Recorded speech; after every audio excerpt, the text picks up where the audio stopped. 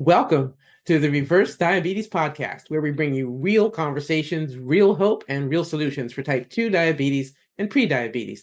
I'm your host, Dr. Beverly Yates, ND, a licensed naturopathic doctor and blood sugar expert.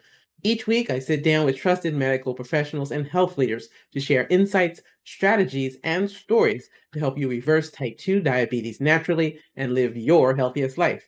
So, if you're ready to feel better in your body, to boost your energy, to take control of your blood sugar, lower that A1C, and finally move forward with confidence, you're in the right place. Welcome.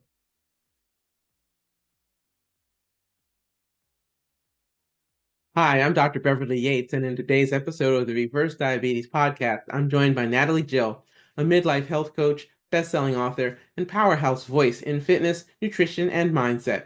If you've ever felt like your body changed overnight, like your energy is down, your cravings are up, and nothing that used to work for your weight or your blood sugar seems to be working anymore, this conversation is for you.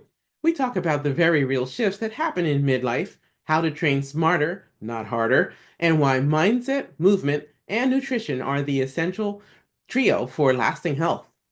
Natalie shares practical tips, honest truths, and a fresh perspective on what it really takes to reverse blood sugar issues and to feel amazing again at any age. Let's dive in. Hi, everyone. Welcome. It's my delight and honor to interview Natalie Jill, a fantastic expert for exercise, for nutrition, for mindset, and midlife conversations. Natalie Jill is a powerhouse, so she's been at this for quite a while and is very much a person who makes a difference in a lot of people's lives. And I found out from when I was on her podcast that my patients watch her and love her. So I'm thrilled to have her here. I'm glad to know that they are following people who actually have wonderful value to share with them. So with that said, Natalie, welcome. Thanks so much for having me. And I have so much respect for you, Dr. Yates. In fact, you really helped me when I was having my own panic attack around blood sugar dysregulation several months ago. You urgently got me in. So thank you for that. You're welcome. It was my honor to help you, to help a colleague, because sometimes we need help too, right? I totally get that. Absolutely. So Yeah. in this, I'd love if you give people just a brief overview of your wonderful background, because I feel like you're Yeah. one of our living legends. So go ahead. Oh, thank you. I've never been called a living legend, but so yes, I'm 52 years old. So I want to share that first and foremost. And I typically really honestly share whatever I'm walking through and whatever I found a solution to. So my journey began back when I was 36 years old and I just had my daughter and I gained my own a lot of weight and I had hit my own rock bottom in a lot of different ways. Personally, I was going through divorce. Financially, I was losing my house. That's a story for another time, but I was in this really bad position and I figured out how to get myself out of it primarily by focusing on changing my mindset and then focusing on my body. How can I improve my health? And I noticed that when you improve your health, you improve everything. And I happened to share that journey, which drew a lot of women in at the time. And I helped transform a lot of women back in those days into their body. As I evolved with that, I became sort of known as the ab expert at one time. So people would come to me to get that flat belly or the six pack abs. And I helped a lot of women with that. But as I aged and got older and embraced new challenges, new things, hormone shifts, blood sugar changes, cortisol changes, metabolism, hormones, like all the things, my own injuries, I really had to figure out how to master that. And as I walked and stepped through that journey, also brought my audience along with that and teach specifically now midlife women how to thrive. Great, great. And I think, welcoming people in, letting them be a part of your journey and sharing with them what's working, things that are maybe a question mark, Yeah. is such an inviting way, and it just keeps it real. Yes. All So right. I share a lot. I share a lot of what I'm walking through, but and I've gotten out of that belief that people don't want to hear it because they do, because other women are walking through this stuff too. Yeah, this brings up that really important point. Like, there's no lab tests for isolation or for loneliness or feeling like No, you're the only one. And when we look at blood sugar absolutely. issues and diabetes and things, there's literally tens of millions, hundreds of millions of people around the world struggling with this. But yet, you know what, Mhm. Natalie? They all feel like they're the only one. That's right. Now, a big reason I said yes to you, and I will always say yes to you here, is what you stand for and what you teach is so critical because blood sugar dysregulation, type 2 diabetes is the cause of so much. And I see it with my communities. I see it with my own family. I see it happening younger and younger now. And when we can learn to offset, prevent, or even reverse that, we prevent all types of disease. Absolutely. It's a root cause issue, right? It really is. It's primary. So with that in mind, let's dive in. So for our topic, we're talking about exercise, talking about mindset, midlife conversations, nutrition. Let's start first with exercise, and then we'll move to the other Yeah. categories because they're all related here. What is it you think that people get wrong consistently, Yeah, right? I know this there's a is a rich lot one. there. What do There's they a get lot there. wrong? Let's Yeah, start so with let's that. start with number one. You can't out exercise a bad diet. You just can't, unless you are literally an Olympic athlete and you are training 5, 6, 7 hours a day at ultimate intensity. You're not going to out exercise a bad diet. So that's a vicious yo-yo to step into. And honestly, when you try to do that, you break yourself down for injury. You also really create issues with more hunger, and then you're just trading calories for more hunger. So it is fully it's something that needs to be worked into with. There's a lot of components to aging well. There's a lot of components to preventing and reversing diabetes. There's a lot of things to staying at a healthy weight. And it's not just about exercise. That's the first thing I want to share that people get wrong. The second thing people get wrong is how they exercise. And, there tends to be this thought process of, I have got to do 3 sets of 12, or I have to do this amount of time. And what I want to do is bust up those two things. I want to share two words, progression and intensity. Progression and intensity. So what does that mean? Progression means we are continually changing what we're doing and progressing. We're working to get stronger and better. That means the same 3 sets of 12 you did 20 years ago. If you're wondering why it's not working, you think it's your age, it's not. It's because you've not progressed. We have to challenge ourselves more. Now, what does that mean? That means if you walk a mile and you've walked that mile every day, progression is you work on walking 2 miles, or you work on walking faster, or you work on doing it more frequently. Or you're working on some weight bearing exercise at the gym. Can you go a little heavier? Can you go a little faster? Can you go a little longer? But continually progressing is what changes our body. The second thing is intensity. And that means what's intense for you. That doesn't mean go be Michael Phelps. It doesn't mean go be a sprinter. It means what's intense for you, what actually challenges you, gets your heart rates up, makes it feel hard. Just doing things where you can have a regular conversation during it is not challenging yourself. When you do a workout that actually challenges you, really about 20 minutes is all you need to go at full intensity for you. So just to give you an example of full intensity. Let's say Dr. Yates, I said, let's just go do a chin up, and maybe you can do one, maybe you can do none. I don't know. Maybe someone listening can do 10, maybe someone can do 20. I don't know. But if someone you can do 3, amazing. Okay. So let's give an example here. So listener can do 0, you can do 3, another listener can do 30. Okay. Intensity would mean the person that can do 0 is working towards 1. Intensity for you would mean, can I do that 3 faster? Can I get to 4? Can I get to 5? Can I do it twice today? The person that does 30, can I do it faster? Can I do more? Can I go, more intensity? So it's what's intense for you. When you focus on those two things, progression and intensity, we tend to change our bodies a lot quicker. So those are the main things that I see wrong. Oh, one more thing I'll throw in with exercise that we do wrong is we're not functionally training, meaning we're not using our whole body the way it's supposed to be used. And that's how we get injured, or we start feeling pain, like lower back pain, for instance. Majority of women, especially if I were to do an MRI on you right now in midlife, you would have some type of degeneration in your back. Why do some of you feel it and others do not? It's all about functionality. If we don't fully use our body the way it's designed, we're not activating our glutes, we're not engaging our core, we're going to feel it in our lower back. So it's not about just fixing the pain. It's about figuring out that functional training. That is a great summary. Thank you so much. That functionality, it's just such a theme. It appears in so many areas of our lives, our health, our relationships, our wealth. Like, it's about things that are functional and identifying where there's the dysfunction and doing something about it, right? Absolutely. All right. So now, where is it that people are making mistakes and need to have their attention brought to the world of nutrition with respect to exercise? I love that you pointed out that if people go super intense on exercise, that they could overdo it and then they might wind up seriously hungry and having all these other problems that they're going to break and not fix stuff. Because I think there's a lot of misconceptions about it. Okay. So I'm going to break nutrition down really, really simple. And it almost is going to sound too simple for some of you, but my challenge to you is to ask yourself if you're actually doing this. Because sometimes when I teach this, people say, well, I knew that, but you're not actually doing it. And so I really want to be clear there. So I'm going to give you some really, really basic things right now, because I think it's critical. And I want to share too, my mom was diagnosed with type 2 diabetes about 10 years ago, and she was told to be on metformin, and we completely reversed her diet to what I'm about to share. And we prolonged her being on metformin for 9 years. 9 years. So not till now at age 77 is she now going on it for because it keeps elevating slightly. But that's a big difference to be prolonged for that long. Good for So you. what I'm going to share with you works. And the side effect of this is if you are on metformin or you are taking insulin, you'll probably need less insulin or less if you do these things. So number one is you need to unprocess your diet. And what does that mean? That means eating real, natural, unprocessed foods that you can actually define. Now you might think that's a joke or a meme on social media and that sounds too basic, but we're not doing it.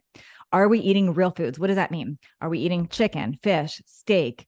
Are we eating seed butters, nut butters? Are we having avocado, olive oil as our fats? Are we having a lot of leafy greens, a lot of vegetables, low glycemic fruits like berries? Are we actually doing those things? And that's number one. Just by replacing your diet with primarily unprocessed natural foods, you're going to regulate your body, and your body is meant to eat these foods. That's number one. Number two, this is what's really important, especially when it comes to blood sugar. Are you balancing your foods? Are you balancing them? You should be balancing protein, carbs, and fats together. Never, ever, ever just eating starchy carbs alone, for example. You will spike your blood sugar. So just to give you an example, if I'm going to have a bowl of oatmeal, and just my bowl of oatmeal, and maybe I'm going to add some milk, some like low fat milk. This is like and then I'm going to put banana on it. Some of you might think that's healthy. You are going to spike your blood sugar like crazy. That is all going to be turned to, that's sugar in your body. It's good. You might as well eat candy. You're going to spike your blood sugar. However, let's remake that meal. Let's do a little bit less oatmeal. Let's add some nut butter to there. Let's put a tablespoon of nut butter in there. Okay. Let's change that banana over to some low glycemic berries. And then let's add an egg or two. So you've now added some protein and some fat to your carbs. You're going to balance out. You're not going to have that same spike. Same thing if you know you're going to have that birthday cake. It's your birthday. You're going to celebrate. Can we have it after we've had a higher protein, fat, fibrous meal? Can we add it after? That's going to change your blood sugar right there. So that is really critical. So not only eating unprocessed natural foods, are we going to balance and eat the right combinations of foods like that?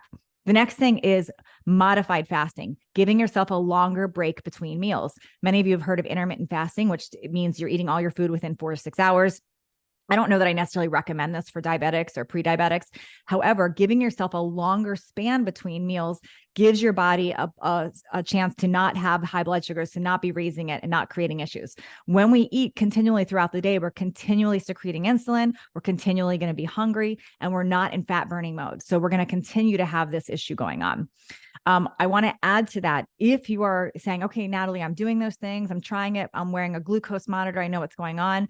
Are you finger pricking in addition to your glucose monitor? Because those can be vastly off 20, 30, 40 points even. So it's not a true, it gives you a guide, but you need something to be comparing notes to that. So those are some main things right there. All right, that's great. That's again a beautiful summary. Thank you for that. So clear, compelling, and accurate. I think that people sometimes hear what they want to hear, or they have bad sources of information and they don't know enough themselves to understand that what that person said maybe had a nugget or kernel of truth or accuracy, but it wasn't the whole picture. It wasn't relevant to what they needed. Well, take like carrot. I hear all the time, carrots make me hungry. Carrots going to make me fat. I can't have carrots. I'm a diabetic. Okay, carrot. Nobody got obese eating carrots. No one became diabetic from a carrot. However, are you eating bags of carrots by themselves without anything else? That could spike your blood sugar some, I get, but carrots in itself are not bad for you. It's just, are we combining them? Can we have it with some hummus and some olive oil? It makes a big difference on your impact.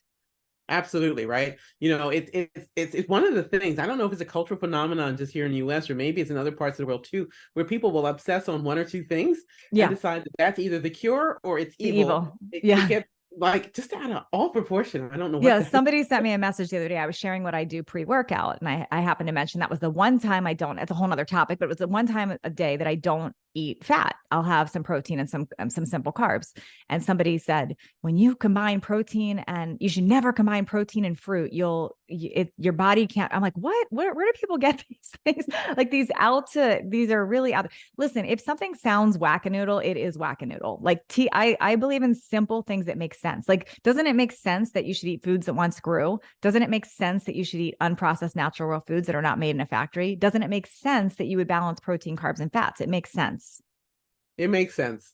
Sometimes we just got to go with what makes sense. It doesn't need to be weird or exotic at all, right? Also, I want you to think about fruit for a minute, because people villainize fruit, and fruit's amazing. However, think about just how fruit comes about, how it grows. It grows on a tree, for example. This is back, think ancient times for a minute. You're on a walk, you're on a hike, you're gathering, and you're tired and you're sweating and you're hungry. And so you grab that apple off that tree and you eat it. It's to give you that energy right then. It was never meant to be smushed into 20 apples and add high fructose corn syrup and then baked with flour and turned into a pie. Like that's a whole nother level of sugar.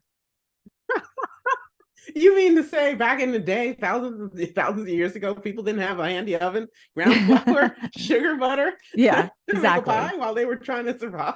Yeah, so it's like when people say like an apple is great for you, but like in what context and how are you eating this? You know, there's a lot Yeah. of things. Like right before this session you recorded, I wanted an apple. I had them on my counter. I was like, I wanted an apple, and I wanted it with pumpkin spice. That's what I wanted. But I had a tablespoon of peanut butter with it because I know like that's what's gonna work right in my body versus just having the apple. Absolutely. And just keeping it simple, even if you travel, friends, take those nut butters with you or seed butters. You have an allergy to Yes, nuts? No problem. It could be a seed butter. And there's plenty available. Read the label. so Make many sure there's things. no added sugars, right? A lot Yep. of ways to win. Okay, great. Thank you for shouting that out. Okay, so as we're looking at this, we're talking about exercise, talking about nutrition. Let us get to the core of, I think, where many of us, because look, we're all human, where we Yeah. struggle, which is around mindset. What do Yes. people get wrong about mindset? Okay, my favorite topic. First of all, don't tune out because we just said mindset. That's the first thing you do wrong because people go, I don't, it's not in my head. I have the mindset. So this is the most important thing. So when women come through my programs, the number one thing, and men too, when the number one thing that I make them do, this is like not optional working with me. We spend 2 weeks on this. This is like the mission critical. This is kind of like a foundation. And let me explain it this way. If we were to build a house, like your dream house on sand, what would happen to the house? It would collapse. It would collapse as soon as there's a storm or what, whatever. It's not going to last. When we actually make a foundation and put the concrete in and build it right, the house could last forever, hundreds of years. Okay.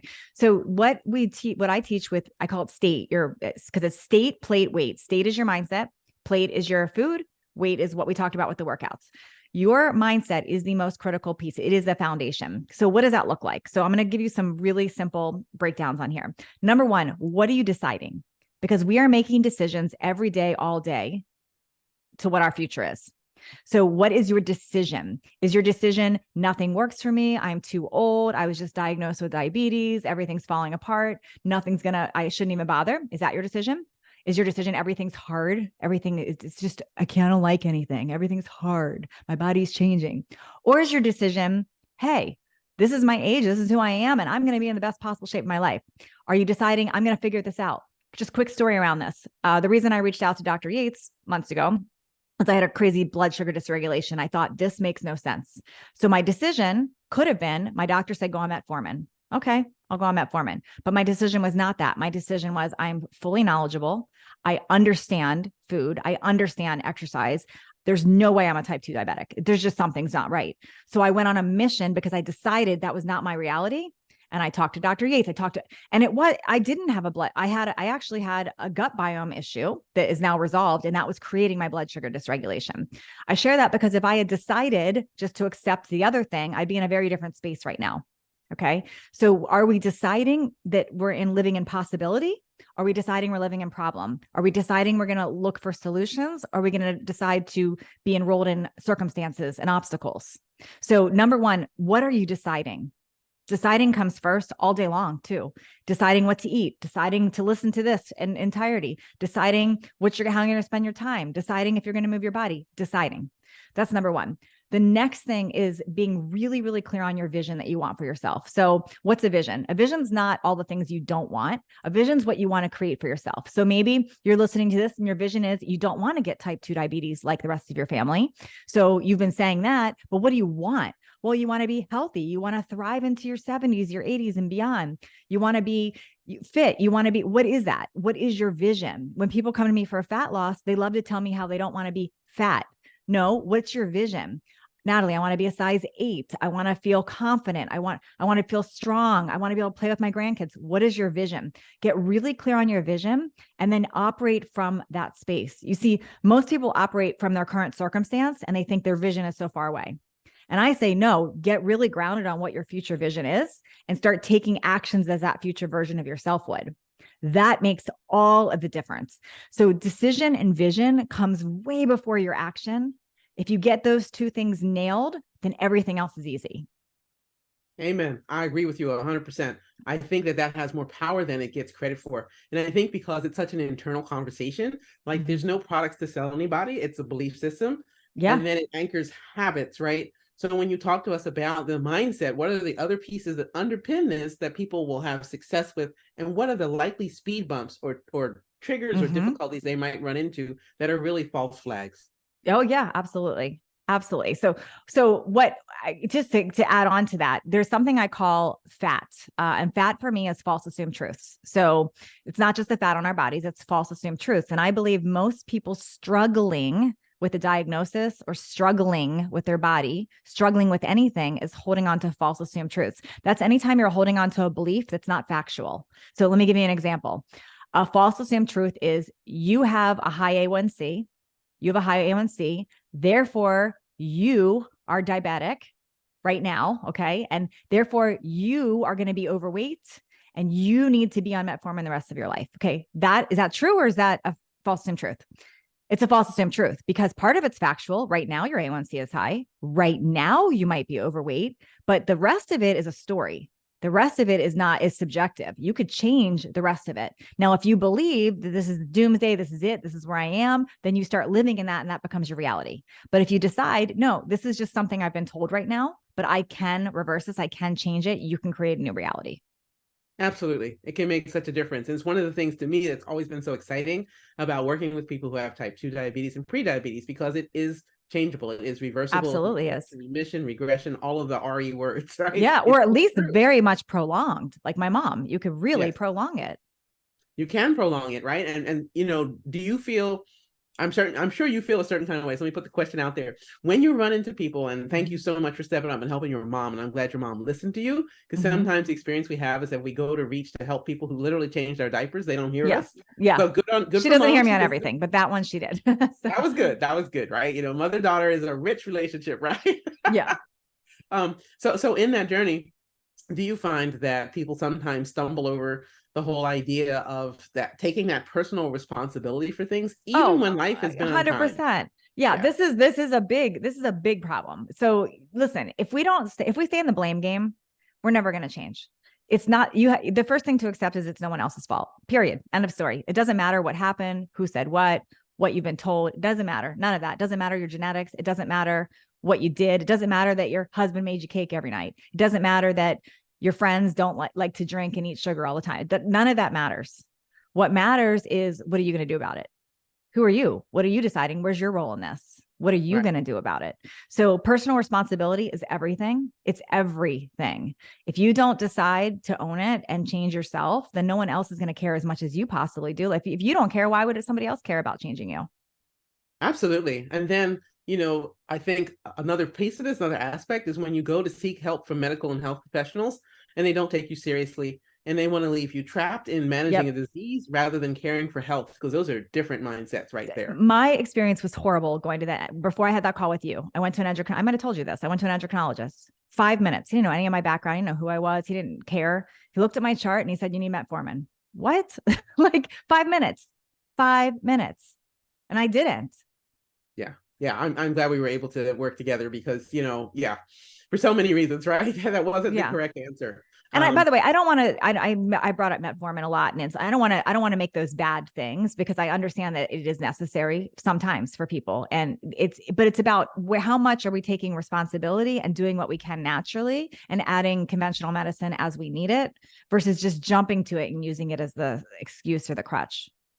Yeah, and completely ignoring or never supporting people around lifestyle. One of the That's things right. I think that's so interesting around medications, whether it's metformin or others, my opinion is when it comes to type 2 diabetes, prediabetes, is that it's buying you time to straighten out the Yes. lifestyle side, the mindset side, the nutrition side. It's not a Yes. replacement for those things. And it's often Absolutely. positioned as if it were the thing. And that's Even not. things like berberine, like natural things that people take. I think I'm all for it, but it's not a license to just go eat gummy bears. So glad you said that. Because people sometimes they just trade, the pharmaceutical thing for the Yeah, like supplement I'll just thing. And take a it's bunch of like, berberine, but I'll still eat my gummy bears. Like that doesn't. Yeah, yeah. It's just again, it's a mindset thing. What goes on Mhm. between our ears is so powerful, And right? also blood sugar going a little high is not a big deal. If you think about it, like what we're using it for. Like if you need that energy, if you need that, like that's not, some people get really into the nitty gritty. Like I can never ever do that. Like it's okay if you're timing things right. By the way, one thing we didn't mention with exercise is just walking after a meal is going to drastically lower your blood sugar too. And it's a cultural habit in certain parts of the world, and Mhm. those tend to be places that have better blood sugar situations, right? Fewer in the way of the incidence of diabetes, but the That's whole right. thing internationally for diabetes is running completely amok. That's It's getting right. out of control everywhere. This is a moment in time where we have got to figure this one out. Otherwise, we're going to ruin human history going forward, and our kids will be Mm, the ones who suffer because people are getting younger and younger and younger with these problems. It that's used to be right. something that happened in the 60s, 70s, and 80s. No, it's horrible. We're seeing kids with this now. Yes. Yeah.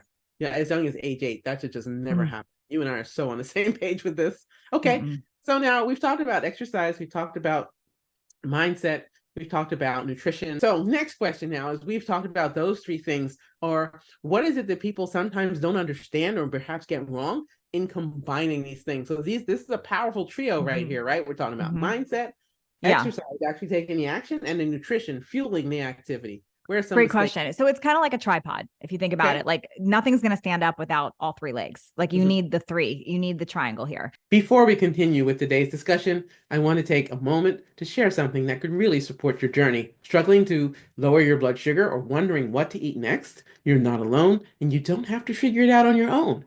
Be sure to download your free copy of the Guide to the Yates Protocol, 5 Steps to Fix Your Blood Sugar and Reverse Type 2 Diabetes naturally, to take the confusion out of your next steps and help you get real results.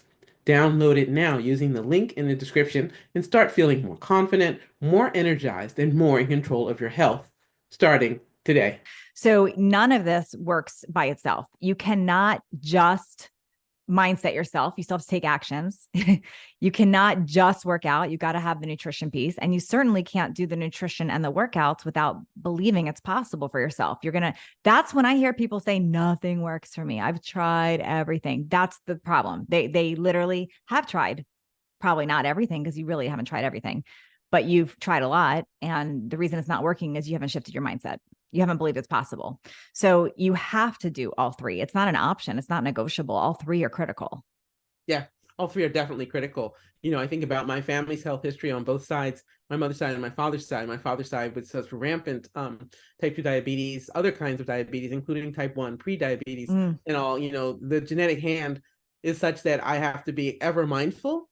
And I yeah. look at my mom's side with heart disease and cancer and problems with obesity. And I'm just like, wow, Yeah. I really have that metabolic trifecta, don't I? So I Right. gotta But you keep. could have gone down that whole story. You're a perfect example of, is this going to be my story? Is this going to be who I am? Or am I going to change this? Am I going to learn about it? Am I going to fix it? And one thing that you do so well, and I believe I do this too, is by teaching others, we solidify it for ourselves. It keeps us accountable. Absolutely, right. And for me, it's been a delight to be able to figure out the pieces of the puzzle and help others with the pieces of the puzzle Mhm. because sometimes we get these unusual reactions. You teased at the beginning something about bio-individual responses to foods, how Mhm. sometimes there might be one or two foods that you think of as healthy for Absolutely. you that maybe aren't. And you use a glucometer or you use a CGM, a continuous glucose monitor, or you might use a test strip, a little bit of blood, Yeah. and a finger stick, right? And a glucometer to figure out if you're having an unusual reaction to an otherwise healthy food. Because That's there right. are people who have unusual reactions to things like, say, cauliflower, etc. Or sweet Share with potatoes. us. Like for me, it like they completely Okay. skyrocket. And for some Yeah. people, they don't. Yeah. Okay. And for you with sweet potatoes, was it sweet potatoes with the skin on or sweet potatoes skin off? You know what? I don't think I observed if it was a difference on either. I don't know that I tried that, but that's a good chess. And I actually stopped wearing the monitor after I figured out what was going on with my situation for a while because that monitor can get a little, it can make you a little nutty if you're doing it all the time. Yeah. But yes, you're correct. Some people have no reaction to certain foods, and some people it will trigger others. Another thing I want to bring up too is just because you think you're eating healthier, you could be making your blood sugar worse. Like for example, the gluten-free. I happen to be a celiac, so I am gluten-free. I have to be. A lot of people just choose to be gluten-free or have a gluten intolerance, but typically gluten-free processed foods are higher on the glycemic index. So you're thinking you have rice noodles and you're going to do something healthier for yourself. You're going to spike your blood sugar way more. That's absolutely right. I'm glad you brought that up. Sometimes people will do one thing that they perceive as being healthy when actually it might not be the right move for them. That's So I right. would say test, don't guess, however we're doing the testing. Also, I wanted to share, I was on the airplane not too long ago, and I was sitting in first class, and I watched them bring the diabetic meal to somebody next to me. And I just want to share what was on this diabetic meal. Okay. It was a yogurt with sugar, like fruit yogurt with a lot of sugar in it, like a fake one, like a Yoplait or something. It was a bowl of oatmeal. It was a banana, and it was a piece of toast. Now, how Wow. is that diabetic friendly? So I just want to share that, like, this is so important to educate yourself, because you can't just trust, the airplane attendant. You can't just trust the chef at the restaurant. You can't just trust your friend that's making, you've got to really understand food and how you're balancing it and making sense of it for yourself. Yeah. Thank you for pointing that out. I last year, before one of my beloved aunts died from the complications of type 2 diabetes, I was visiting her in the hospital, and the diabetic meal that they brought her was cling peaches. So peaches and cling syrup, right? So peaches, no Oh, skin on them, yeah. and they're bathed in this high That fructose fructose syrup syrup. bath, Yeah. Mm, right? They brought her the oatmeal. It yeah. didn't have nuts, seeds, anything with No, it. it's like And completely the then, opposite of a diabetic meal. yeah, Yeah. two pieces of just plain white bread. And So that what was, should you be having for breakfast? Let's talk about that. Like, okay, so I'll give you a couple examples. Like, you could have eggs with some avocado and some strawberries. That is a perfectly low glycemic, amazingly diabetic friendly meal. And you'd be amazed at how your focus and your energy is the day having that. You could you can make a smoothie. You could use low glycemic fruit like berries. You could add in a big scoop of nut butter. You can add in some vegetables to that, and you can add in a really natural protein powder. That would be amazing. You yeah, could have turkey bacon, and you could have some avocado with that, and some low glycemic fruit. There's a lot of things you can do that are not going to spike that blood sugar, and you're going to feel very different all day long. absolutely. Things that'll burn even in your stream and also leave your Mm-hmm. brain feeling great.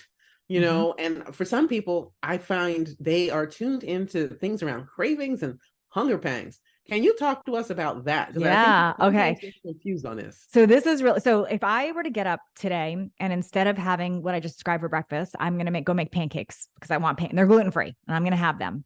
I'm going to be forever hungry the rest of the day. Why? Because as I'm eating the high carb, high sugar meal, I'm spiking more insulin and I'm going to create this up and down crash. So my body's going to constantly try to get back to this state of correction.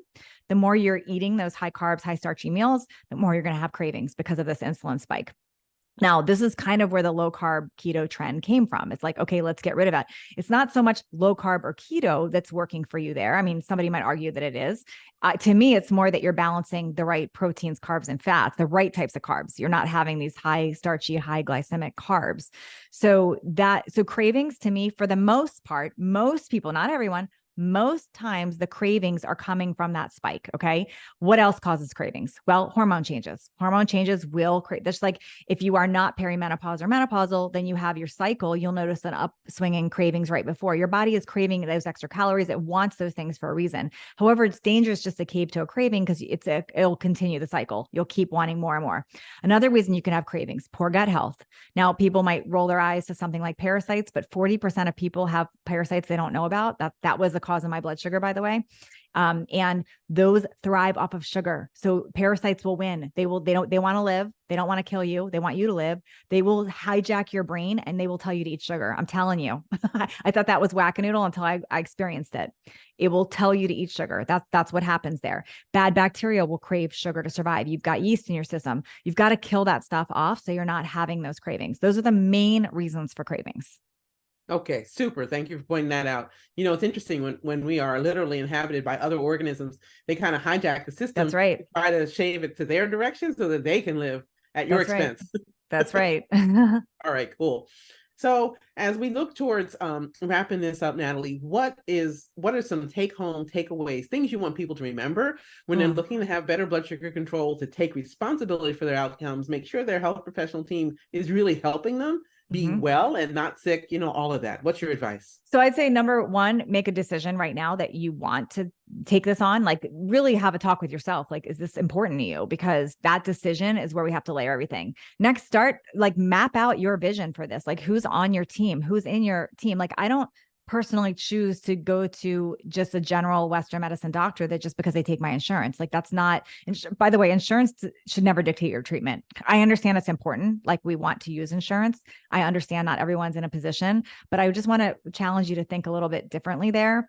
The cost of poor health is going to way outweigh paying out of pocket for a few really great practitioners in your pocket. So have your Western medicine insurance covered doctors for some things, and make sure you are working with somebody that, like a Dr. Yates, that is going to, they are out of pocket for a reason. Like they're going to take more time with you. They've got the knowledge. They're going to really hone in, customize for you. But that's super important. Make that part of your vision that you want those people on your team.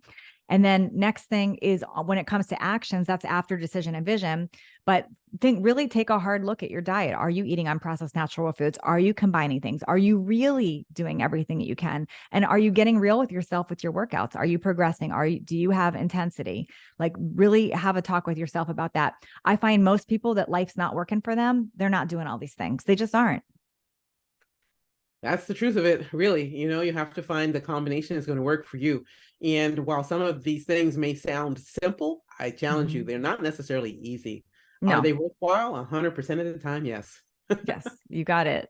All right, great. Thank you so much for sharing your insight and your wisdom, your own journey, and the ways in which you inspire and help so many people reach for that so much better quality of life and getting that zest and joy back. Because I personally believe we're all meant to be well, and we just have to figure out how to do that. Thank you. Thanks for listening to the Reverse Diabetes Podcast. I hope that you're walking away with new insights and the encouragement to take your next best step. If this episode helped you, please take a moment to subscribe, leave a review, and share it with someone that you know.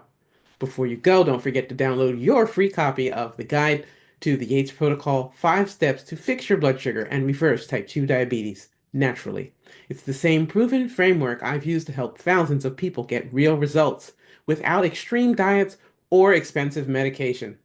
Check the link in the description below to grab your copy and take your first step toward better blood sugar control today.